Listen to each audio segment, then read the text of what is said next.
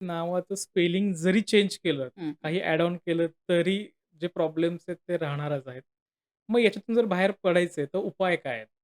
एकछत कुळ बाधित असताना कमी वयामध्ये मुलांना आजारपण येतं.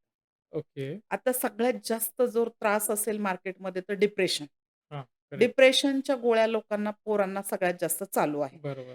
कुठल्याही आईनी किंवा वडिलांनी जर कोणत्याही ह्या ऑडियन्सच्या माध्यमातून मी मोठा संदेश देते, करून बघा आणि हां. कमेंट करा.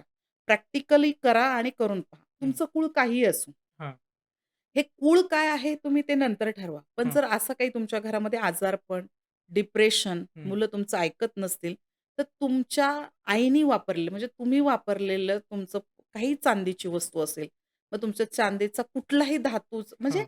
चांदूची कुठल्याही प्रकारची वस्तू असेल, ती त्या मुलाच्या पौर्णिमेपासून ठेवायला सुरुवात करा उशाला. ओके. उशाला ठेवा त्याच्यात किंवा ते मोडून तुम्ही त्याला काहीतरी एखादी काहीतरी चेन बनवा, हं. काहीतरी कडा बनवा किंवा काहीतरी वस्तू बनवा आणि त्याला पौर्णिमेच्या दिवशी घालायला द्या. ओके. म्हणजे तुम्ही त्याचं अगदी काही करू शकता. मोठी तुमच्याकडे वस्तू असेल, तर त्याच्यात थोडंसं चांदीचं ग्लास करून त्याला पाणी प्यायला द्या. हां. त्याचं डिप्रेशन कमी होईल. परत त्याच्या गोळ्याही कमी होतील आणि आजारपणही कमी होईल. हे ओके. सगळ्यात मोठी हे आहे. ओके. सगळ्यात मोठी रेमेडी आहे. हे तुम्ही करून बघा, कमेंट करा आम्हाला.